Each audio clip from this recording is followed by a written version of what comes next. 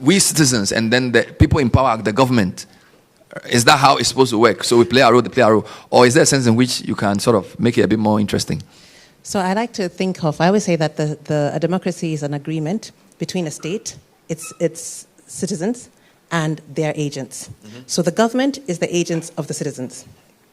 And the citizens came together to form the state because they found it would be easier to collaborate than to try and get everything they want individually against each other. Yeah. So you have that triangle in which the citizen has the benefit of and the membership of the state, and the leader, the government, is the agent of the citizen. So that they are in power because the agents, the citizens have chosen them to help them achieve the purpose for which they became a state. Wonderful. There's no one group that can exist without the other. A state without citizens doesn't exist. A government without citizens doesn't exist. And citizens without a government are a group of people who have a lot of conversations and no actions. Right. So in the end, you need all three. Those who lead, in every situation, there's someone who's leading. Mm-hmm. But those who lead are invariably shaped by those they lead. Mm. When we say you get the leadership you deserve, it is that your leaders respond to what you will accept.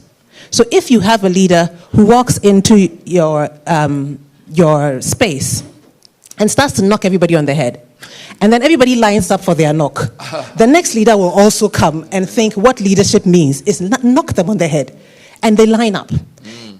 If someone walks in and your leader tries to knock you on the head, and you guys catch his hand and say, no, that's not what you are a leader for, he will not knock you on the head. So in the end, we have the situation where the leader's job is to make, if you to use a corny term, your dreams come true, right? But they are the dreams that you have dreamed. Mm-hmm. And it is the extent to which you insist that they make them come true that they will do so. Otherwise, they'll take your power and make their dreams come true. So in a sense, is the tail wagging the dog? Indeed. That's how it's supposed to be. It Indeed. Must come from us. Us, and then them, and then us, and then them. So every time you take a step, they respond to that step. Mm. And when their response is always, yes, you're great, you're amazing, then... So when you hear people say things like, everything rises and falls on leadership, or leadership is cause, everything is effect, these are nice, neat things to say. Are you saying that completely untrue. They sound nice, but not necessarily... Completely untrue. Everything rises and falls on followership. It is the type of follower you are that determines the type of leader you get.